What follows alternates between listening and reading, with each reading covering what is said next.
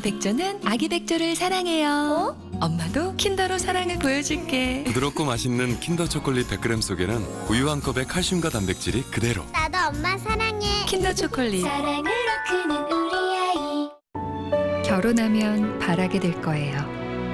당신은 아무것도 안 했는데 늘 깨끗하게 지켜지는 친구. 시작부터 특별하게. 알레르망. 우리 몸속에는 많은 세포들이 바이러스와 싸우고 있습니다. NK 세포도 그중 하나죠. 그래서 프로밀이 N1을 만든 거군요. 내 몸을 지키는 힘센 발효유 N1. NK에 주목합니다.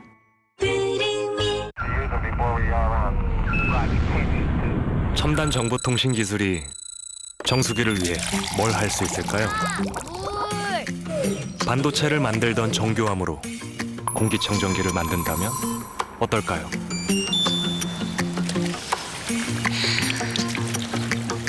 SK와 동양매직이 만나다. 이 만남은 진짜 우리의 삶을 뒤바꿔 놓을지도 모르겠습니다. SK매직. 사드 부지를 제공한 롯데에 대한 중국의 보복성 조치가 잇따르고 있습니다. 롯데의 중국 현지 매장에 대한 일제 점검이 시작됐고 면세점 홈페이지는 해킹 공격으로 한때 마비됐습니다. 성주 사드 기지에 외과 수술 시 타격을 가하라고 중국의 한 예비역 장성이 환부시보를 통해 주장했습니다. 사드와 관련한 중국 내 분위기가 갈수록 험악해지고 있습니다. 박근혜 대통령 탄핵 심판 선고를 앞두고 헌법재판소에서 두 번째 평의가 열렸습니다. 오는 7일쯤 탄핵 심판 선고 날짜를 공표하는 방안이 유력하게 검토되고 있습니다. 탄핵 심판 선고가 임박한 가운데 대통령 파면 여부를 결정할 재판관들에 대한 관심이 높아지고 있습니다. 박 대통령 파면 여부를 결정할 재판관 8명은 누군지 성향 등을 짚어봅니다. 미르와 K스포츠재단 의혹이 커지던 시점에 우병우 전 민정수석이 김수남 검찰총장과 통화한 사실이 확인됐습니다. 김 총장은 수사 관련 통화가 아니었다고 해명했지만 검찰이 우 전 수석을 제대로 수사할 수 있을지 관심이 쏠리고 있습니다. 마약을 유통하다 지명수배된 50대 남성이 경찰 추적을 피해 차량을 몰고 도주하다 육중 추돌 사고를 냈습니다. 사고 낸 사람은 도망가고 없는 상태였어요. 좀 심각해 보였어요. 사고가 나자 차를 버리고 도주했습니다. 김정남 암살 사건으로 북한과 갈등을 빚어온 말레이시아가 양국 간 비자 면제 협정 파기를 선언했습니다. 용의자 리정철은 기소를 포기하고 추방하기로 했습니다. 리정철마저 추방되고 나면 이번 사건의 배후에 북한이 있음을 입증하기는 더 어려워질 수밖에 없습니다. 보수 진영의 대선 주자로 떠오른 홍준표 경남지사가 SBS에 출연합니다. SNS에 등풍을 기다리는 제갈량심정이란 글을 올렸는데 최근 발언의 배경과 대선 출마 여부 등 궁금증을 풀어봅니다. 돼지고기 삼겹살 가격이 19% 가까이 급등했습니다. 너무 비싸서 이제 삼겹살을 안 먹으려고 좀 끊었습니다. 공급량이 줄었기 때문인데 가격 오름세는 여름까지 이어질 것으로 보입니다.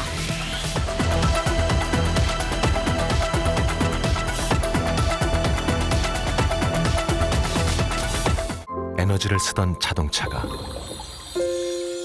수소로 에너지를 만드는 시대로 현대자동차. 여러분 안녕하십니까? 오늘은 중국의 사드 보복 관련 소식으로 시작합니다. 고려시대 무력으로 협박하는 거란을 상대로 탁월한 외교수를 펼쳐서 오히려 북방 영토를 더 얻어낸 서희 장군의 외교력이 절실한 시점인 것 같습니다. 사드 부지를 제공한 롯데에 대한 중국의 보복이 잇따르고 있습니다. 롯데 중국 현지 매장들에 대한 당국의 일제 점검이 시작됐고 면세점 홈페이지는 해킹 공격으로 한때 마비되기도 했습니다. 먼저 심영구 기자가 보도합니다. 중국 당국이 어제 롯데가 중국 내에서 운영하는 백화점과 마트, 슈퍼 등에 대해 일제 점검을 실시했습니다. 명목상으론 위생, 안전, 소방 점검이지만 사드에 대한 보복성 조치라는 게 업계 분석입니다. 또 신용장 발급 시 롯데와 롯데거래처가 모든 위험 부담을 지도록 발급 조건을 변경한 것으로 확인됐습니다. 중국 측의 압박이 거세지면서 롯데는 비상이 걸렸습니다.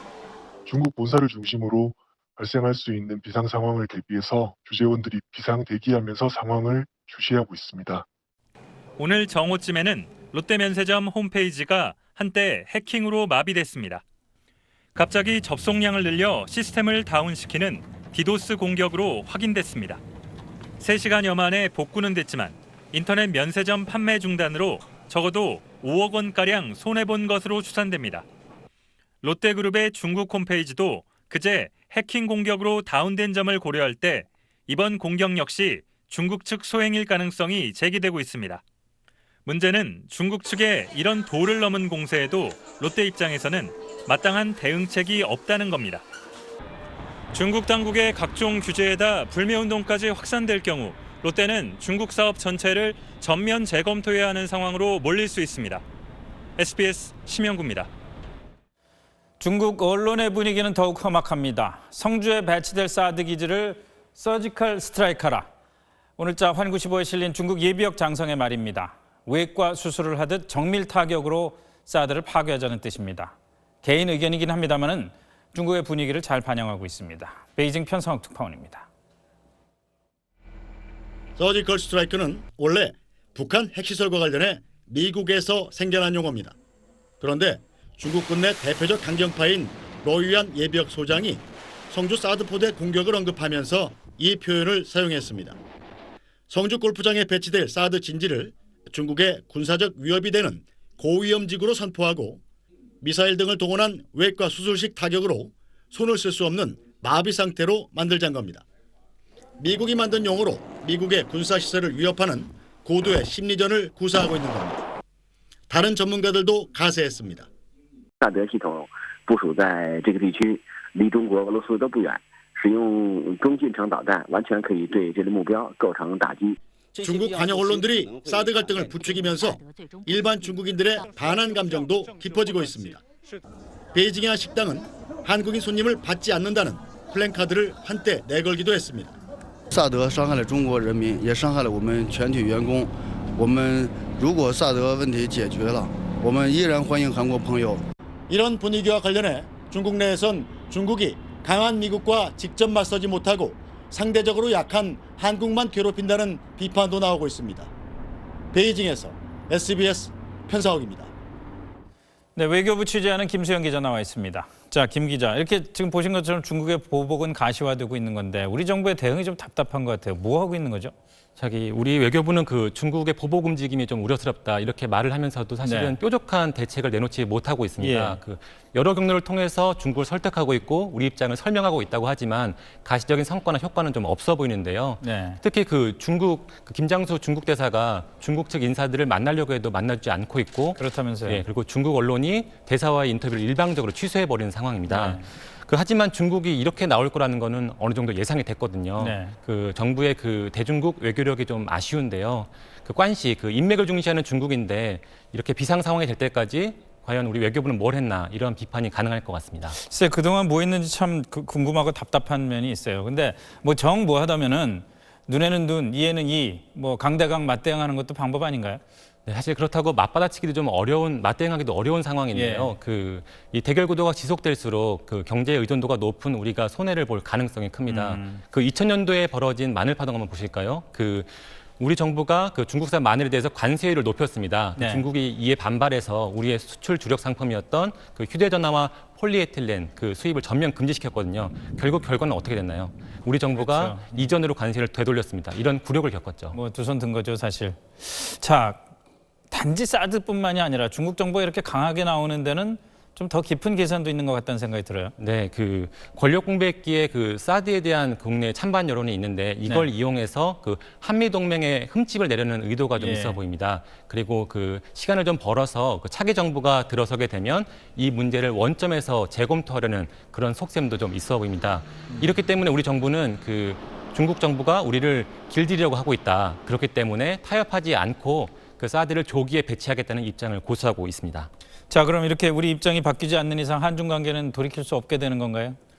네, 그 사드 배치를 둘러싼 효과가 찬반 논란이 있지만 그럼에도 불구하고 우리 안보에 도움이 되는 측면이 분명히 있습니다. 그렇기 때문에 그 중국의 그 보복 조치에 따라서 우리 국민들의 감정도 조금씩 안 좋아지고 있는데요. 하지만 그 중국도 우리와의 관계를 마냥 파국으로만 가지 않게 할 거기 때문에 어느 정도 그 출구 전략을 모색할 겁니다. 이런 틈을 우리가 잘 노려서 그 중국의 체면도 좀 살려주고 우리의 실익도, 우리 안보도 챙기는 그런 방안들을 좀 찾아야 될 것 같습니다. 결국은 외교력입니다. 잘 들었습니다. 헌법재판소 소식입니다. 박근혜 대통령 탄핵 심판 선고를 앞두고 헌법재판소에서는 오늘 두 번째 공식 평의가 열렸습니다. 헌재는 선고일을 다음 주 7일쯤 결정해서 발표할 것 같습니다. 보도에 김혜민 기자입니다. 헌법재판관 8명은 오전 10시부터 헌재청사 3층 회의실에 모여 평의를 열고 의견을 나눴습니다. 변론 종결 이후 두 번째 열리는 공식 평의로 2시간가량 진행됐습니다. 헌재는 탄핵 심판 변론 초기부터 평일엔 재판관 회의를 거의 매일 연 만큼 사실관계 파악이나 쟁점 정리는 이미 어느 정도 끝난 상태입니다. 오늘 평의에서는 쟁점별로 대통령 측과 국회 측의 주장을 살펴보면서 탄핵 사유의 위법성과 중대성을 놓고 재판관들끼리 의견을 나눈 것으로 전해졌습니다. 또 대통령 측에서 주장하는 절차적 하자에 대한 논의도 있었던 것으로 알려졌습니다. 회의실 내부엔 도감청 방지 장치가 설치돼 있고 평의가 열릴 땐 방호원이 평의실 앞을 지킵니다. 헌재는 재판관들의 집무실과 회의실이 위치한 3층 전체를 통제하는 등 철통 보안을 유지하고 있습니다. 탄핵 심판 선고 날짜는 다음 주 정해질 것으로 보이는데 오는 7일이 유력합니다. 이정휘 소장 권한대행 퇴임 전인 오는 10일이나 13일이 선고일로 예상되는 만큼 헌재는 관례대로 선고일 3, 4일 전쯤 선고 날짜를 지정할 것으로 보입니다. 헌재는 애초 지난달 27일 최종 변론 때 선고일을 미리 지정하는 방안도 검토했지만 논란을 불러일으킬 수 있다는 판단을 하고 선고일 지정을 연기했습니다. SBS 김혜민입니다. 자, 탄핵 심판 선고에 참여할 재판관 8명 면면을 한번 보시죠. 먼저 이정미 재판관, 지금 소장 권한대행이죠. 이진성 재판관, 김창정 재판관, 여기까지가 대법원장 지명 몫입니다. 강일원 재판관, 이번 사건의 주심입니다. 김희수 재판관, 안창호 재판관까지 국회목 재판관들입니다.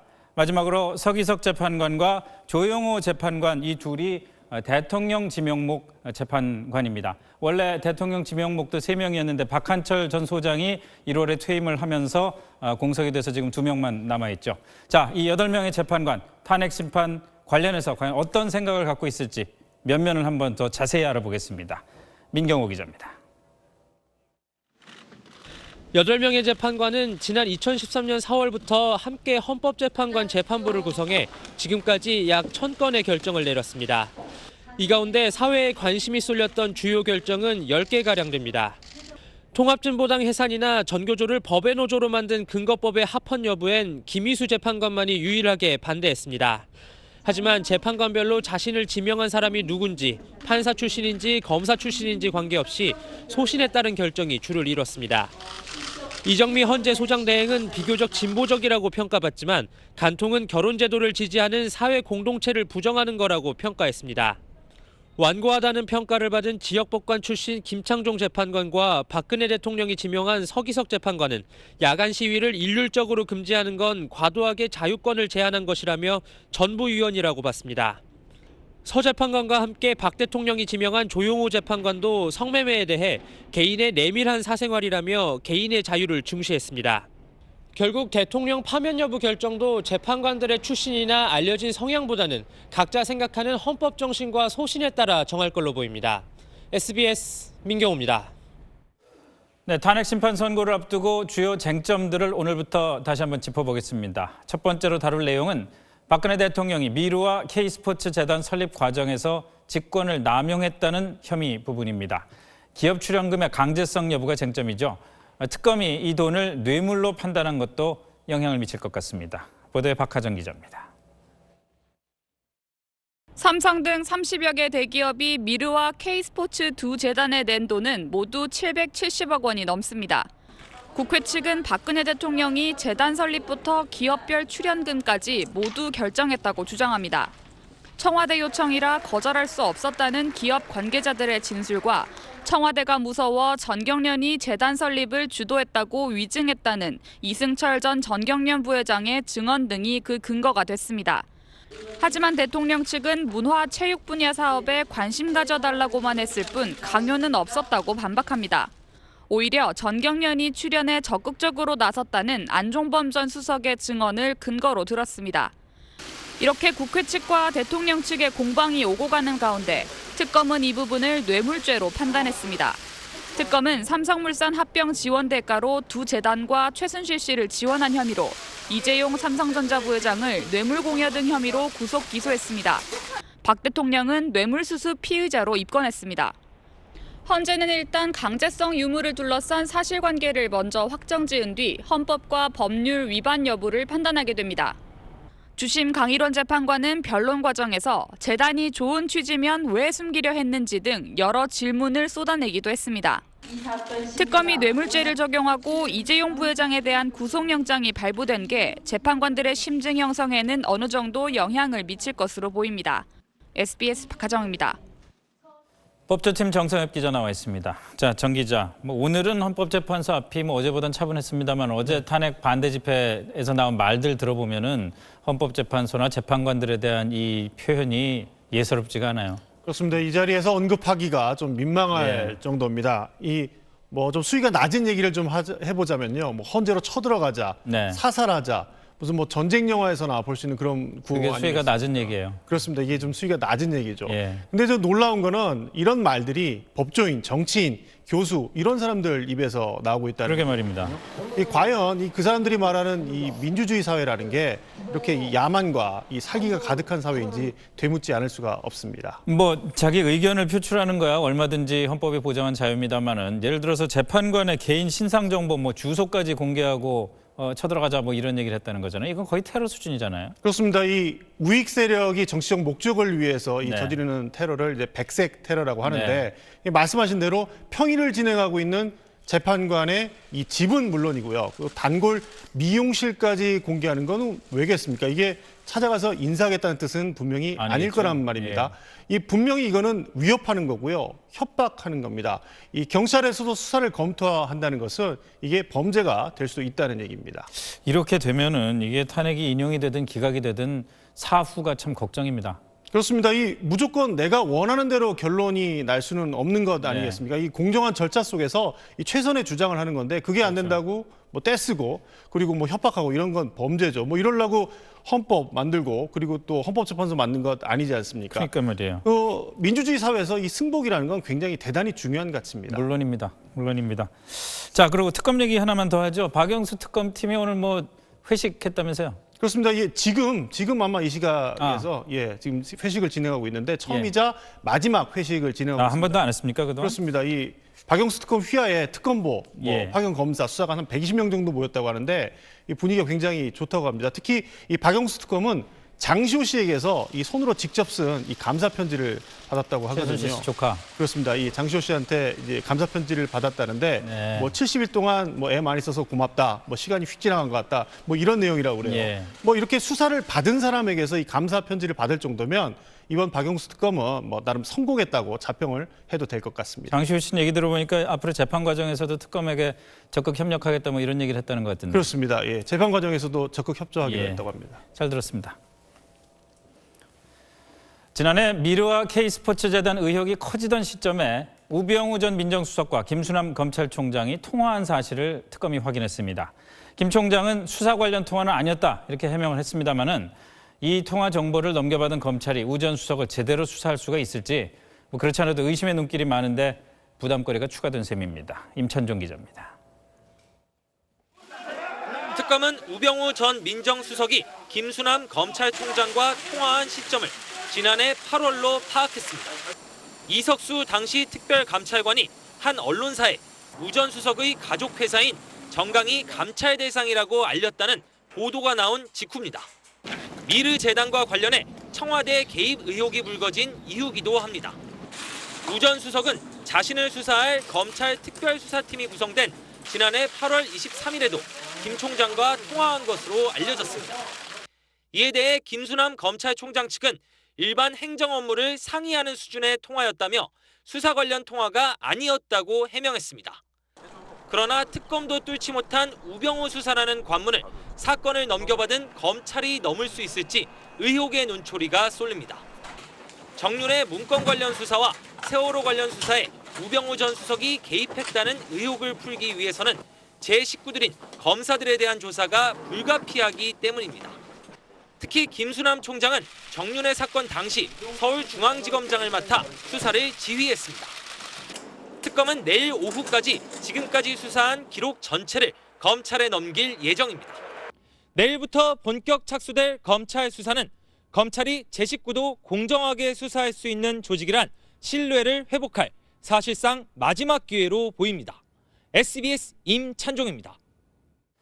내일이 이른바 삼겹살 데이입니다. 국민 회식 메뉴 삼겹살 많이 먹어서 축산농가 돕자는 뜻이 담겼는데 문제는 삼겹살 값이 올라도 너무 올랐다는 겁니다. 잠시 뒤에 전해드립니다. 네, 이제 김정남 피살 사건 속보 전해드리겠습니다. 말레이시아 당국이 용의자로 체포한 리정철을 북한으로 추방하기로 하고 북한과의 비자 면제 협정을 전면 폐기하는 강경 조치를 내놨습니다. 하지만 북한은 여전히 모르쇠로 버티고 있습니다. 쿠알라룸푸르에서 임상범 특파원입니다. 말레이시아가 8년간 유지해온 북한과의 비자 면제 협정 파기를 선언한 건 북한이 말레이 당국의 수사를 강도 높게 비판해온 것에 대한 일종의 보복 조치입니다. Mulai daripada hari Isnin ini, ya, semua warga negara Korea Utara yang mahu ke Malaysia akan dikenakan visa. 현재 말레이시아에는 비자 면제 협정에 힘입어 천여 명의 북한 노동자들이 일하고 있습니다. 때문에 북한의 외화벌이에도 큰 타격이 될 것으로 보입니다. 체포된 핵심 용의자 리정철은 기소하지 않고 북한으로 추방하기로 했습니다. 리정철은 달아난 용의자들을 지원한 것으로 추정되지만 살인에 가담한 구체적인 증거가 없어 기소를 포기했다는 게 말레이 검찰의 설명입니다. 신병이 확보됐던 유일한 북한 국적의 용의자 리정철마저 추방되고 나면 이번 사건의 배후에 북한이 있음을 입증하기는 더 어려워질 수밖에 없습니다. 자칫 이번 사건이 영구 미제로 남을 가능성도 커졌습니다. 북한은 말레이 당국의 조치에 강력히 반발하며 숨진 북한 남성의 시신을 내놓으라고 요구했습니다. DPRK request is simple. That is the return of the deceased body of the DPRK system as soon as possible. The cause of the death is the heart attack. 북한 측은 특히 북한이 VX라는 화학 무기를 사용한 근거가 전혀 없으며 이번 사건의 배후에 한국의 정치적 음모가 있다는 주장을 되풀이했습니다. 쿠알라룸푸르에서 SBS 임상범입니다. 서울시청 앞 광장에는 한 달 넘게 대통령 탄핵을 반대하는 쪽이 천막 농성을 벌이고 있습니다. 박원순 서울시장이 이 천막들은 모두 불법이라면서 강제로 철거할 방침을 다시 밝혔습니다. 보도에 이호근 기자입니다. 서울광장 한복판을 천막들이 가득 채웠습니다. 대통령 탄핵 기각을 촉구하는 푯말들 사이로 태극기들이, 그리고 가운데 가장 높은 곳엔 성조기가 펄럭입니다. 대통령 탄핵 반대 측이 광장을 점거한 지 오늘로 41일째. 그동안 광장에서 열릴 예정이던 다른 행사들은 모두 무산됐습니다. 서울시는 천막이 허가 없이 무단으로 설치됐고 불편하고 무섭다는 민원도 끊이지 않고 있다며 탄핵 반대 측 관계자 7명에 대해 지난달 28일 경찰에 고발했습니다. 박원순 시장은 한 라디오 방송에 출연해 더는 용납하기 어려운 상황에 이르렀다며 행정 대집행 등 허용된 조치를 할 수밖에 없다고 말해 강제 철거를 예고했습니다. 광화문 광장의 세월호 천막에 대해선 정부 유족지원반에서 인도적 차원에서 설치 요청을 한 것이라며 불법 천막들과는 비교 대상이 될 수 없다고 선을 그었습니다. 공식적인 강제 철거 방침에 탄핵 반대단체 측은 박 시장을 직권남용 등 혐의로 고발하겠다며 강하게 반발했습니다. 세월호 저건 3년 동안이나 거기 물 대주지, 전기 대주지, 다 해주면서 우리 애국 동포들한테는 말이야 지금 뭐 못하게 하는 게 뭐예요? 우리는 철사적 목숨 내가 걸고 항쟁할 겁니다. 서울시는 철거 시기에 대해선 헌법재판소의 탄핵 선고 이유가 될 것이라고 밝혔습니다. SBS 이호건입니다.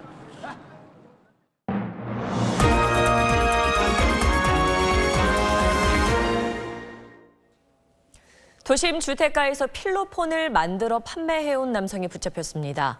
독학으로 제조 방법을 터득하고 약국에서 원료를 구해 시가 16억 원어치의 필로폰을 만들어놨습니다. 이세영 기자의 보도입니다. 가정집 부엌에 가열기구와 각종 액체가 담긴 비커가 쌓여 있습니다. 필로폰 제조에 필요한 도구와 원료들입니다. 이거 지금 다 화공약품들이죠. 대학에서 미술을 전공한 뒤 생활고에 시달리던 32살 황모 씨는 평소 투약하던 필로폰을 직접 만들기 위해 지난해 5월 이곳에 새들었습니다. 다세대 주택들이 밀집한 곳입니다. 황 씨는 이곳에 있는 건물 지하 1층에서 필로폰 500g을 만들었습니다. 16,000여 명이 투약할 수 있는 양으로 시가 16억 원어치에 달합니다. 책을 통해 제조 방법을 배운 황 씨는 원료는 약국에서 구입해 사용한 것으로 드러났습니다. 황 씨는 제조 과정에서 발생하는 심한 악취를 해결하기 위해 실내에 거대한 환풍 시설을 설치하기도 했습니다. 튀어나와가지고 그 후방 설치해서 이제 한 거죠. 그래도 주민 민원이 잇따르자 목공의 작업 때문이라고 둘러댔습니다. 자기 취미생활로 하기 때문에 너네들은 간섭하지 말라 이렇게 이야기합니다. 황 씨는 SNS를 통해 유흥업소 종사자나 회사원, 대학생 등에게 필로폰 2천만 원어치를 팔았는데 대포 통장으로 입금받은 뒤 서울 모처의 화장실이나 우편함에 필로폰을 숨겨놓고 전달하는 수법을 썼습니다. 경찰은 황 씨와 마약을 산 11명 등 모두 12명을 구속했습니다. SBS 이세영입니다. 마약을 유통하다 지명수배된 50대 남성은 경찰을 피해 차를 몰고 광란의 질주를 벌이다 육중 추돌 사고를 냈습니다. 남성은 차를 버리고 달아났고 차 안에선 필로폰과 주삿 바늘이 발견됐습니다. 이성훈 기자입니다. 어젯밤 9시 10분쯤 인천 남구의 한 도로. 중형 승용차 한 대가 빠른 속도로 빗길을 달립니다. 2차선을 달리던 이 승용차는 잠시 뒤 1차선에 멈춰 있던 차량 넉 대를 잇따라 들이받습니다. 이 충격으로 차량이 360도 회전합니다. 사고를 낸 차량 운전자는 마약 공급책인 51살 이모 씨. 경찰의 추적을 피해 달아나던 중이었습니다. 사고 낸 사람은 도망가고 없는 상태였어요. 좀 심각해 보였어요. 사고 난 차량들 보면 좀 사고가 좀 심하게 났구나. 이 사고로 피해 차량 한 대가 중앙 분리대를 들이받고 중앙선을 완전히 침범했는데요. 마주오던 차량과 부딪히면서 운전자를 포함해 4명이 다쳤습니다. 이 씨는 사고 직후 차량을 도로에 버려두고 달아났는데 차량 안에선 필로폰 0.1g과 주삿 바늘이 발견됐습니다. 잠복하고 있었는데 김새를 채고 이제 도주를 한 거죠. 차에서 이제 필로폰도 발견됐고 했기 때문에 일단 혐의는 이제 있는 것으로 보고. 마약 전과가 10범 이상인 것으로 알려진 이 씨는 또다시 마약을 공급한 혐의로 지난해부터 지명수배를 받아왔습니다. SBS 이성훈입니다.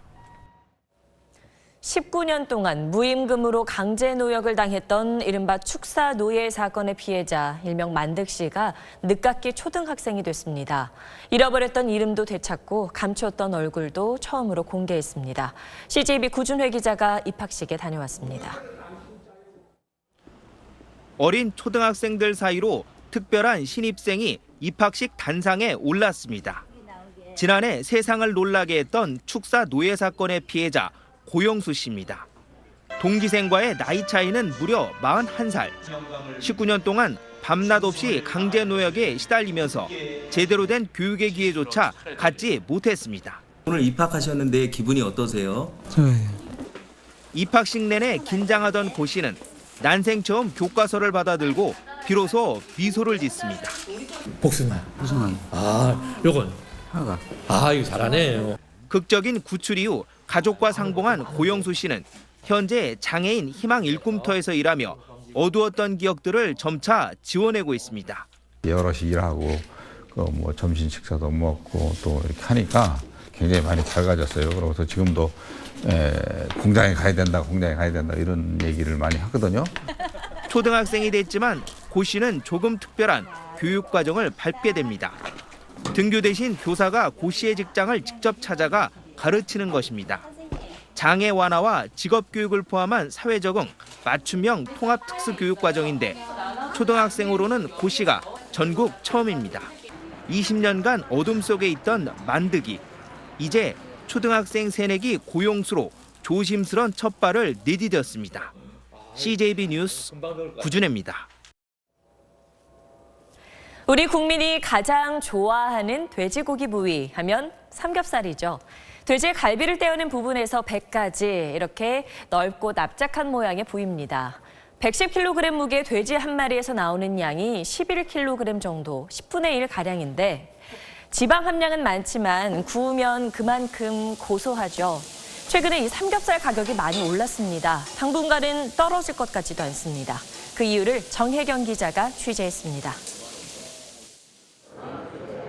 3월 3일 3이 2번 겹친다는 삼겹살 데이를 하루 앞두고 대형마트에서 돼지고기 할인 행사를 벌였습니다. 최대 40% 싸게 파는 삼겹살이 단연 인기입니다. 2번이나 왔는데 저녁에 왔는데 없더라고요. 삼겹살 2,000원대도 하고 브랜드마다 조금 가격도 틀리고 하니까 하는 김에 좀 샀어요. 요즘 서울 중소형 마트에서 삼겹살 가격은 100g에 2,400원.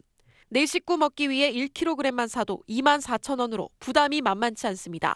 한근 갖고는 되지도 않고 2근 정도는 가져야지 식구가 좀 먹었다 하는데 삼겹살을 안 먹으려고 좀 끊었습니다.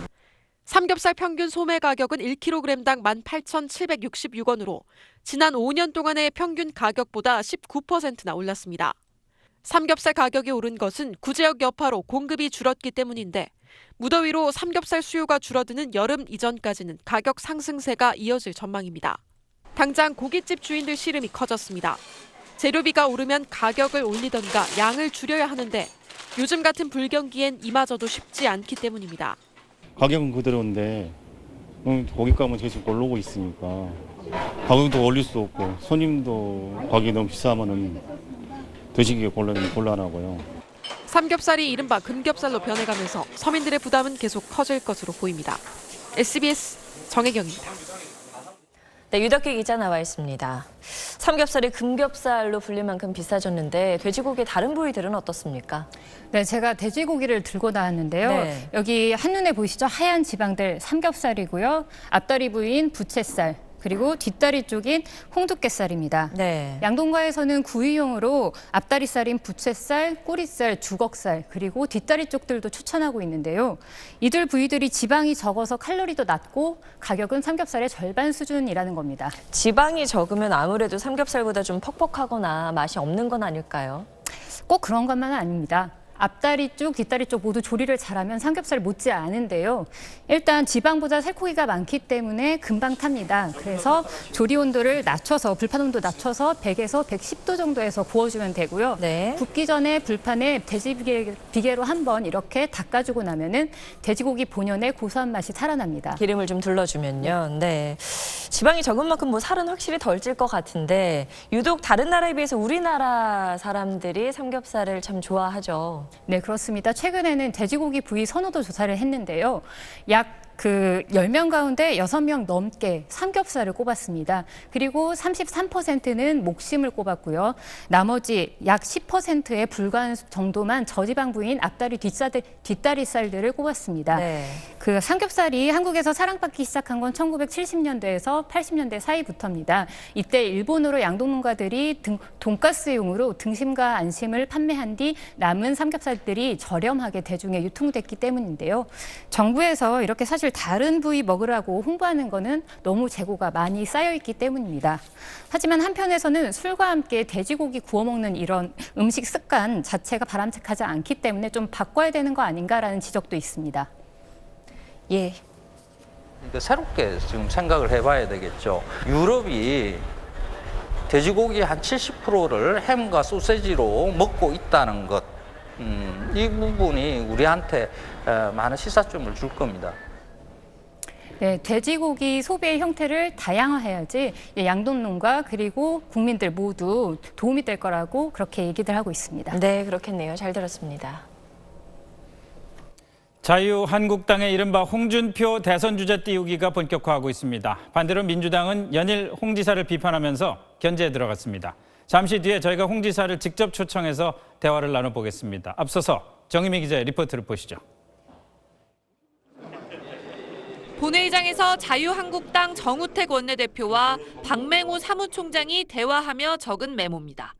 황과 홍이란 글자에 동그라미를 쳐 강조했습니다. 주변 단어를 조합하면 당의 생존을 위해 황교안 권한대행과 홍준표 경남지사가 경쟁해야 한다는 뜻으로 읽혔습니다. 정 원내대표는 앞서 홍 지사가 분명히 출마할 생각이 있는 걸로 안다며 모래 속 진주 역할도 가능하다고 기대감을 나타냈습니다. 민주당은 홍 지사를 깎아내렸습니다.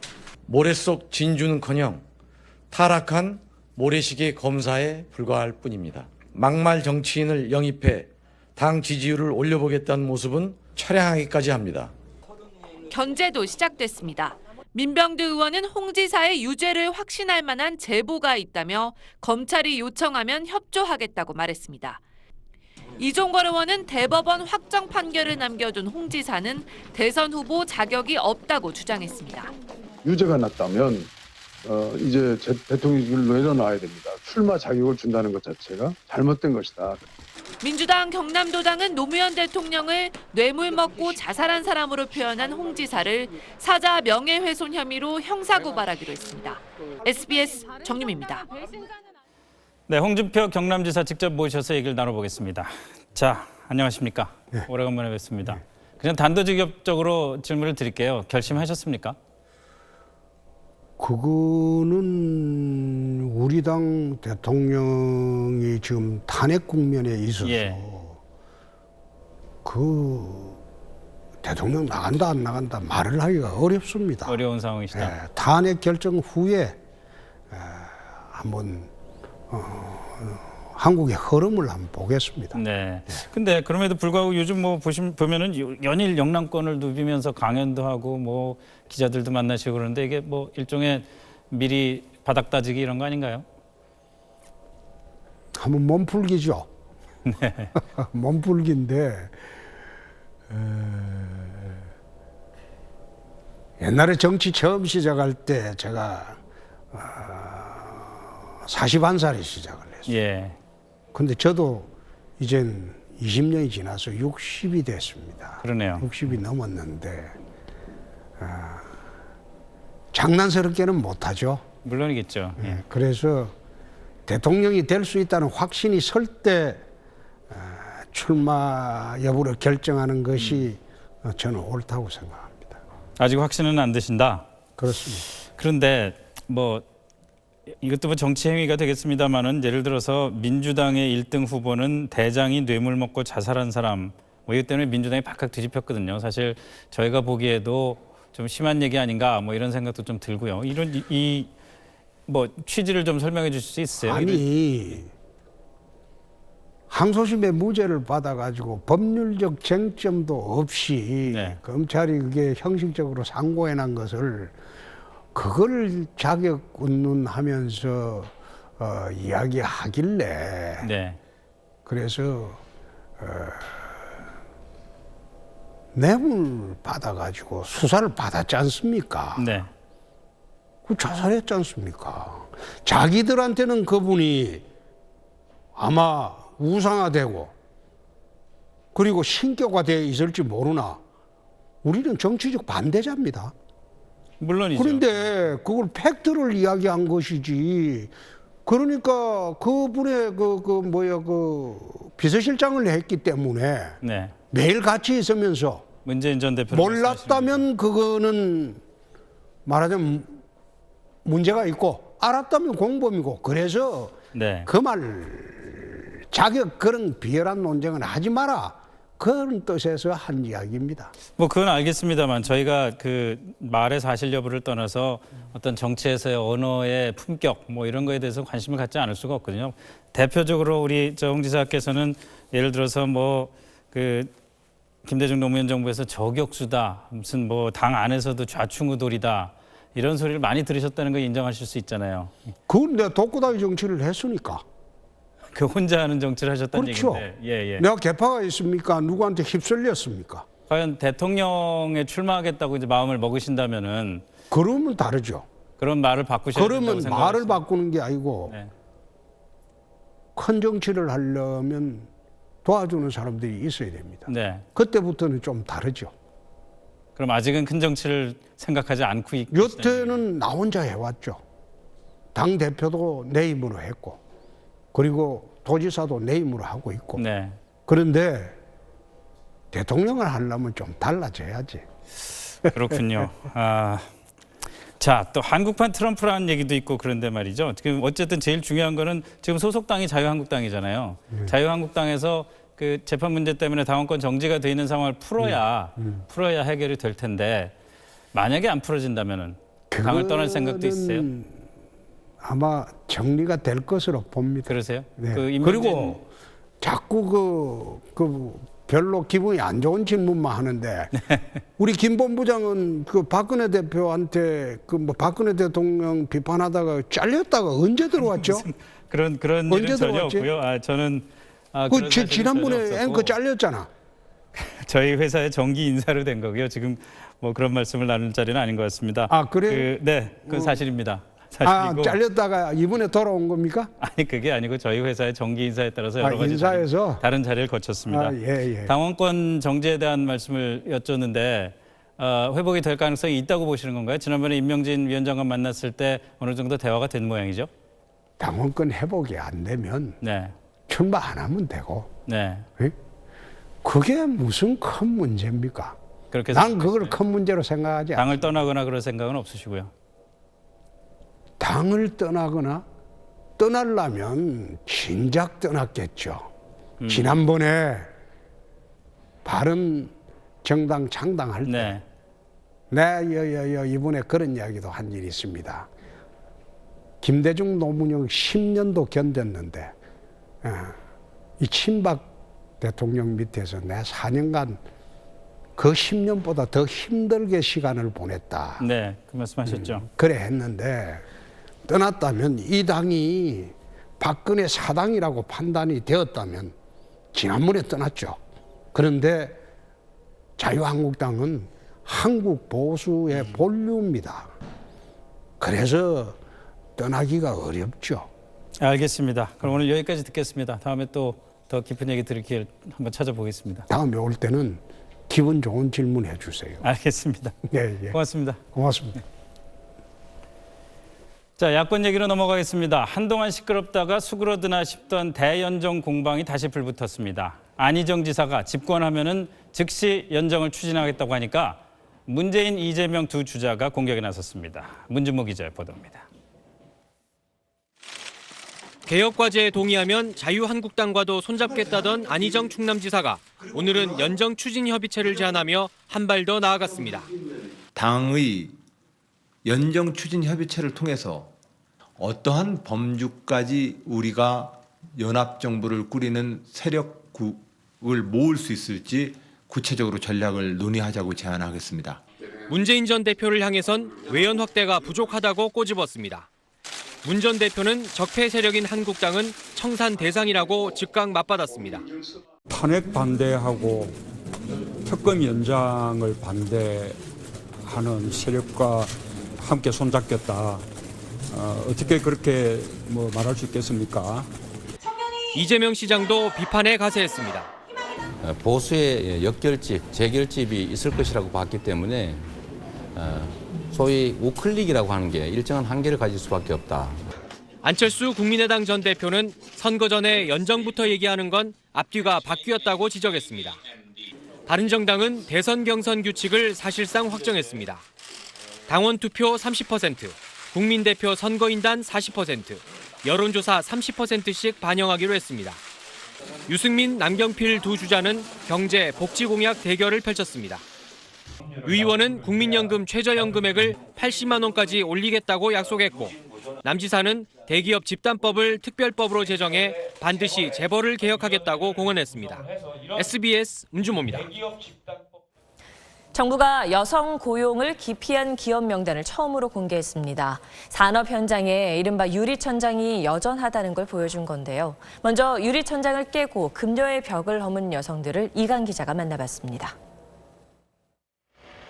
5년차 소방관 차세별 씨, 30m 높이의 사다리차를 타고 화재를 진압하며 인명을 구조하는 일을 맡고 있습니다. 남자 소방관들도 힘들어하는 일이지만 팀원 10명 가운데 유일한 여성입니다. 남성분들은 이렇게 한마디 한마디 이렇게 툭툭 내뱉는 부분이 있잖아요. 조금 속상할 때가 있었습니다. 여성이라고 혜택을 받기보다 동등한 대우를 받기 원했고 이를 위해 더 노력했습니다. 매일 2시간씩 꾸준히 체력 훈련을 한 덕에 이젠 20kg에 달하는 방화복과 장비도 버겁지 않게 됐습니다. 항상 목표는 크게 잡으려고 하고 있어요. 서장님의 정도까지는 이제 목표를 잡아야 되지 않겠나 싶습니다. 지난해 대형 건설사의 임원이 된 문라경 씨. 20년 전 입사 때만 해도 건설 회사에서 여성이 임원이 된다는 건 꿈꾸기 힘든 게 현실이었습니다.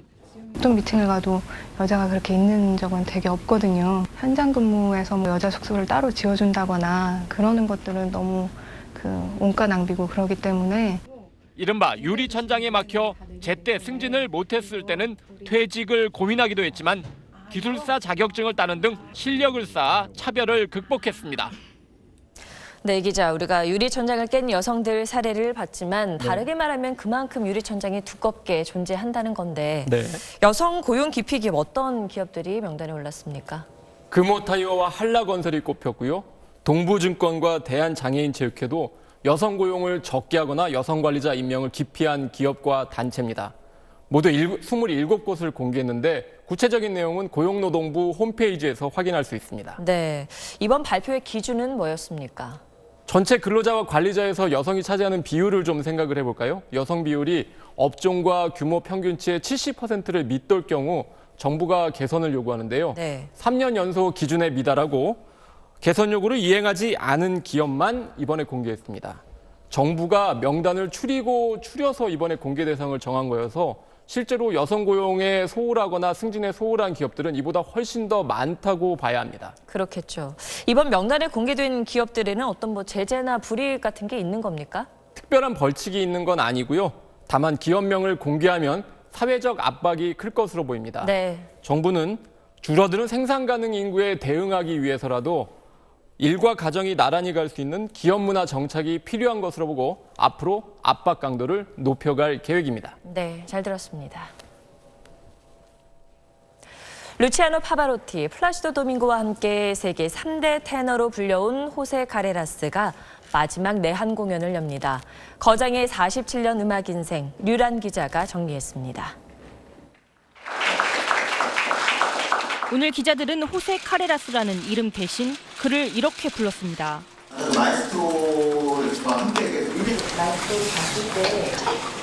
완성된 수준에 올라가 있는 예술의 장인이라는 뜻이죠. 곡의 해석이나 이런 것들이 너무 훌륭했기 때문에 그를 우리 시대의 마에스트로라고 부르는데 전혀 손색이 없습니다. 스페인 카탈루냐 지방에서 태어난 카레라스는 6살 나던 해 영화 속 성악가 카루소의 모습에 감명받아 음악을 시작합니다. 카레라스의 활약상을 들은 명지휘자 카라야는 그를 초청해 오페라 공연을 한 뒤 이렇게 말했다고 합니다.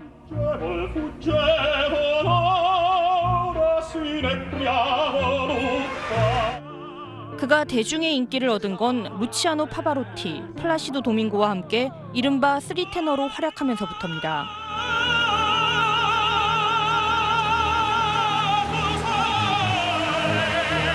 1987년 급성 백혈병 판정 이후에도 왕성한 활동을 이어왔지만 70 넘은 나이와 체력을 이유로 이번이 사실상 마지막 내한 공연인 것으로 알려졌습니다.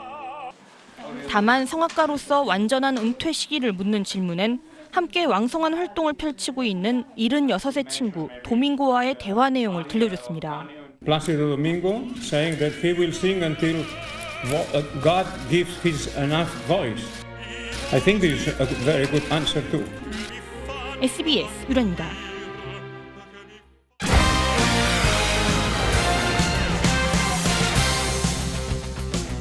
오는 17일부터 평창에서 열리는 봅슬레이 스켈레톤 월드컵을 앞두고 우리 대표팀이 트랙 적응에 한창입니다.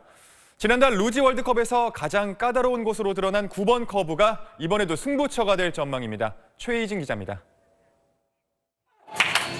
최근 극심한 부진에 빠진 원윤종 서영우가 힘차게 썰매를 밀고 나갑니다. 인터뷰도 사양하고 훈련에 집중할 정도로 명예회복을 향한 각오는 비장했습니다. 평창 트랙에서 재도약하기 위해서는 총 16개의 커브 가운데 9번째 커브 공략이 관건이 될 것으로 보입니다. 이곳이 바로 마의 구간으로 불리는 9번 커브입니다. 보시는 것처럼 이렇게 벽이 거의 수직에 가까워서 선수들이 빠져나가는데 어려움을 겪고 있습니다. 지난달 루지 월드컵에서 9번 커브를 빠져나오다 뒤집히는 선수들이 속출해서 악마의 구간으로 불렸습니다. 원심력을 지탱할 수 있는 긴 곡선 구간과 달리 9번 커브는 짧은 데다 곧바로 직선 구간이 이어져 원심력을 이겨내기가 어렵기 때문입니다. There's no wall like this. It's straight. So it's a little bit different and difficult. 평창 트랙을 둘러본 선수들이 한결같이 9번 커브를 승부처로 꼽고 있는 가운데 스켈레톤 유망주 윤성빈도 세계 1위 두 크루스를 안방에서 꺾기 위해 본격적인 담금질에 들어갔습니다. SBS 최희진입니다. 서울 월드컵 경기장 내 축구 박물관과 팬 체험관을 접목한 풋볼 펜타지움이 문을 열었습니다. 함께 가보시죠.